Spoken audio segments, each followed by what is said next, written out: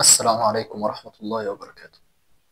أنا في الفيديو ده والله تاني أنا مش محضر أي حاجة تتقال أصلا، بس حبيت أدردش كده ورسالة كده للجمهور وجمهورنا إحنا كنادي أهلي يعني. الفترة اللي فاتت بعيدا عن حوار الاستاد خالص، وبعيدا عن العظمة اللي كانت بتتقدم امبارح وسط الحضارة المصرية، وكمان اختيار المكان ده حاجة مش أي حاجة على فكرة، مش أي كلام إنك أنت تختار مكان يناسب الحضارة المصرية عشان تحتفل أو تاخد الشو بتاع كأس العالم للأندية. إنك أنت تستغل الحضارة بتاعتك اللي ناس كتير حتى الغرب بما فيهم الغرب بتحاول إن هي تنسبه للأفارقة أو ما إلى أو الفضائيين أو الحاجات دي كلها ما إلى ذلك، إنك أنت تختار ده والمكان المناسب عشان تحتفي بيه. فده بحد ذاته أصلا إنجاز وحاجة مخطط ليها وحاجة جامدة جدا. بس مش ده موضوعنا. الموضوع اللي جاي اتكلم فيه بخصوص ان احنا الفترة اللي فاتت من شهر ونص او شهرين، او حتى خلينا من بعد ماتش السوبر الافريقي كده، كلنا كجمهور اهلي كنا بنشتم في الادارة، بنشتم في اي عضو من اعضاء مجلس الادارة، ماسكين النادي دعك وهرش بمعنى الكلمة، واخدينه بالمعنى الحرفي كده غسيل ومكوى. طيب يا سيدي، كلنا زي ما احنا كنا بننتقد الإدارة من حقنا، مع إن احنا كنا بننتقدها على الفاضي على فكرة. وكمان شوية هقول لك احنا ليه بننتقدها على الفاضي. وناس كتير كانت بتتكلم تقول لك احنا ده مجلس إدارة فاشل، ده فض النادي، ده مش عارف ايه، يرحل بيبو لازم يرحل، انت لو كبرت، انت لو تعبان ومريض ادي الشيلة لحد تاني يشيلها وما إلى ذلك. يعني ناس كتير كانت بتطالب يمسك اسمه ايه رجل الأعمال مش عارف ايه كده منصور، المهم اللي كان ماسك شركه النادي الاهلي مش فاكر اسمه، كانت ناس كتير بتطالب ان ده اللي يمسك. وناس كانت بتقارن عهد محمود طاهر، باشمهندس محمود طاهر، بكابتن محمود الخطيب. يا جماعه انتوا بتقارنوا ايه بايه؟ احنا اصلا كجمهور اهلي احنا كنا زعلانين بس احنا بنقارن ايه بايه بجد. ولايه الكابتن محمود الخطيب من 2017 الى وقتنا هذا اخذ فترتين ولايه، فترتين ورا بعض. من 2017 احنا في 2025، يعني 7 سنين. ال7 سنين دول احنا خدنا ايه فيهم؟ خدنا 5 بطولات دوري من اصل 7 بطولات، يعني خسرنا بطولتين بس دوري. واحنا عارفين الموسم ده اللي هو 2021 و 2021 22 احنا عارفين الاحداث اللي كانت حصلت فيه والتحكيم كان عامل ازاي وجايز في صالح الزمالك ازاي. بس ما علينا، انت عارف يعني ايه تاخد من 7 بطولات تاخد 5؟ فشل ايه ده؟ طيب ندخل على كاس مصر. كاس مصر في ال7 سنين دول احنا ما شاركناش في بطوله انسحبنا منها، يعني 6 بس احنا اخدنا 3 منهم، اخدنا النص. كاس السوبر الافريقي احنا اخدنا كام سوبر افريقي؟ خدنا 6 من اصل 7، خسرناه موسم واحد بس. بطولات افريقيا امسك يا باشا من 2017. 2017 انت خسرت ضد الوداد في 2017 البطوله. 2018 ده خسرت في النهائي. 2018 برضه خسرت في النهائي ضد الترجي. وبعد انت اصلا كنت شفت الاحداث اللي حصلت هناك كانت عامله ازاي. مبدئيا احنا كلنا فاكرين ماتش الترجي ده كانت احداثه عامله ازاي، تمام. 2019 سيبك منها، احنا عارفين اللي حصل فيها ايه، اللي هي هزيمه صن داونز والحاجات دي كلها، صح؟ انت عارف يعني ايه تاخد 4 بطولات افريقيا من اصل 7؟ وفي كمان انت بطوله خسرتها في فعل الاتحاد المصري بتاعنا لما خد الجواب كلنا عارفين، وده احنا مش هفضل احكي فيه، مش هفضل احكي فيه اصلا. انت عارف يعني احنا اخدنا 4 بطولات دوري ابطال من اصل 7، ومع ذلك انت خسرت 2017 في النهائي، و2018 خسرت برضه في النهائي. 2020 2021 كسبتها من الزمالك، 2021 كسبتها من كايزر تشيفز. انت وصلت للنهائي برضه في السنه الثالثه 2022 دي، وكنت هتاخدها، وانت كنت الاقرب انك انت تاخدها. رحت لعبتها في الاجواء بتاعه المغرب، مجلس الاداره بتاعك باللعيبه بكل حاجه شغالين يتشتموا طول الليل نهار من اول ما وصلت البعثه للمغرب. وفي احداث الماتش كمان زي ما انت شايف اللعيبه اصلا نازله مش شايفه قدامها، رحت خسرت وجيت. 2023 اخدت البطوله، 2024 اخدتها من هو نفس الوداد، 2024 اخر بطوله احنا خدناها من الترجي. يبقى انا عايز اسال بس فين الفشل في ده؟ وصل ثلاث مرات برونزيه كاس عالم للانديه، فين الفشل؟ ده بالنسبه للبطولات، ده غير بطوله الانتركونتيننتال على فكره، ده غير البطوله دي لوحدها، البطوله دي مدخله لك اكتر من 2 مليون دولار. تمام، ده بالنسبه للبطولات لمجلس كابتن محمود الخطيب. طيب تاني نقطه حابب ان انا اتكلم فيها، ده المجلس ده بخيل، وفك الكيس يا بيبو، وافتح الخزنه يا بيبو، وافتح مش عارف ايه.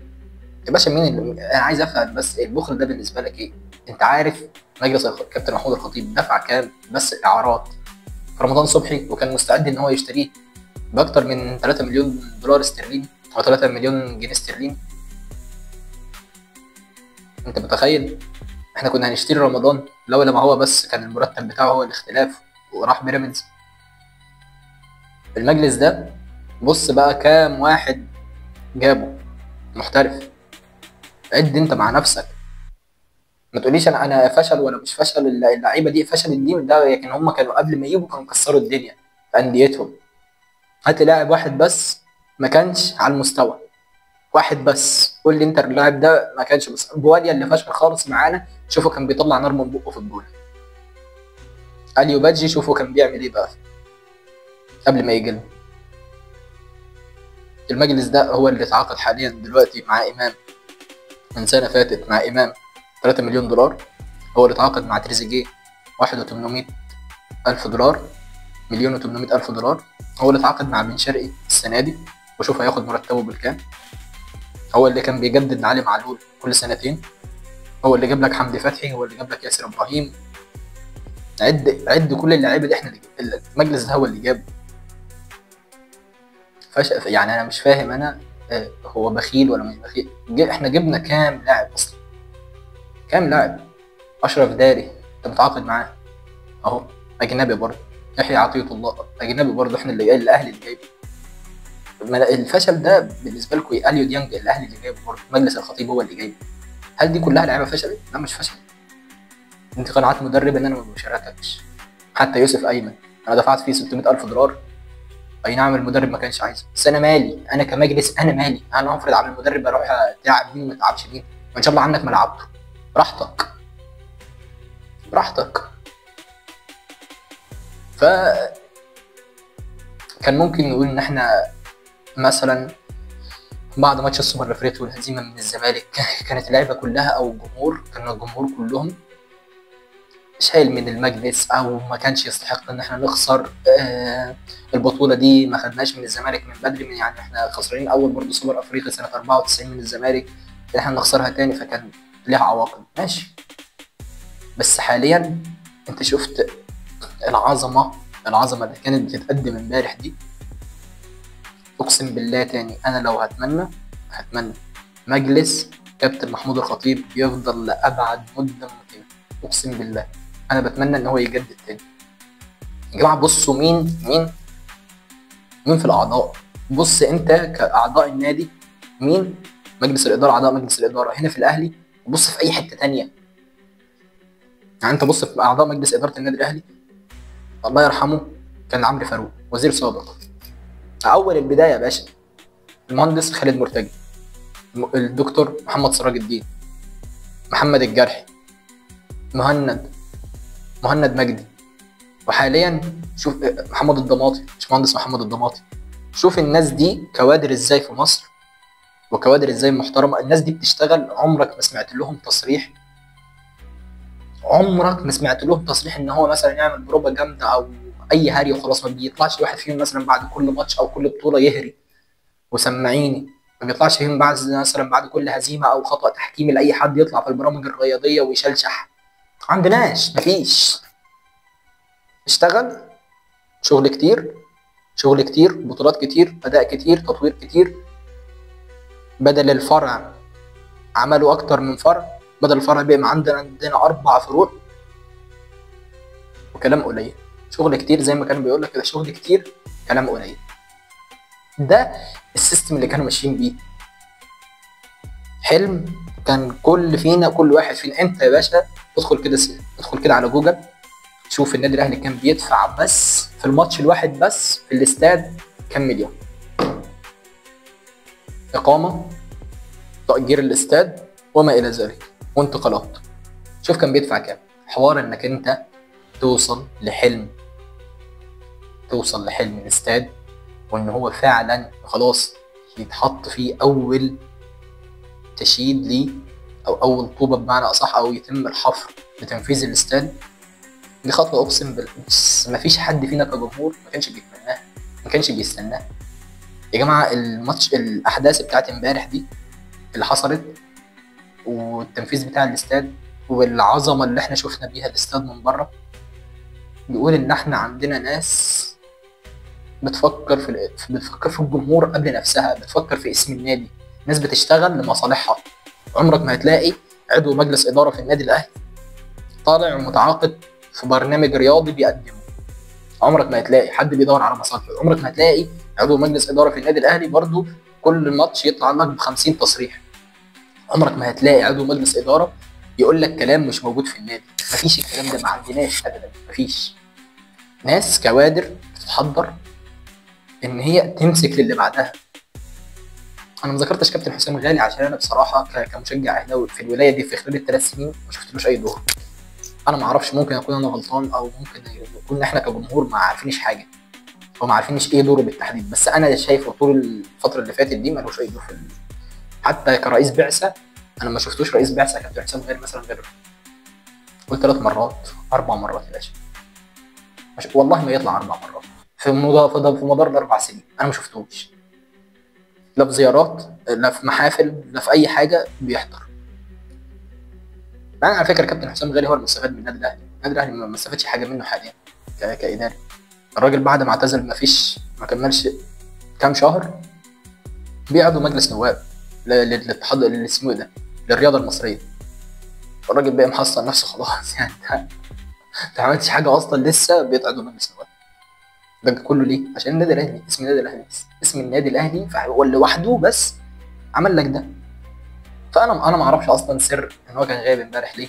هو بصراحه مش حابب اعرف، انا ما يخصنيش، مش هديله اهتمام. يعني اللي هو انت كنت حاضر وما حضرتش، ما شاء الله عنك ما تحضر. هتحضر يعني هتزود حاجه، هتنقص حاجه؟ لا لا، مش هستفاد حاجه.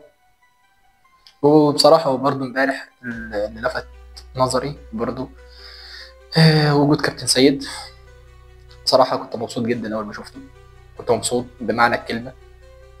خصوصا ان كمان علاقته بالاداره بدات ان هي ترجع حلوه تاني. هو انا عارف ان هو، او كان واضح من كلامه في الاعلام الفتره اللي فاتت ان هو كان زعلان، بس حاليا يثبت انه ابن النادي بمعنى الكلمه. ابن النادي بمعنى الكلمه. انا ممكن اشيل في جوايا كابتن سيد من يوم ما خرج بشكل ما حدش فينا كان راضي بيه نهائي. ما نعرفش لحد الان السبب، لا هو طلع قال السبب ولا حد من جوه النادي قال اي سبب خالص. ما طلعش بولا تصريح ضد النادي ابدا، ما طلعش خالص، ما قالش اي كلمه. بس ففي النهايه ان شاء الله ربنا يوفق النادي الاهلي باذن الله، وفتره الاستاد دي باذن الله تكون فعلا بالنسبه اللي اتحددت، وتكون في اسرع وقت. وكل التوفيق للنادي الاهلي ان شاء الله. السلام عليكم.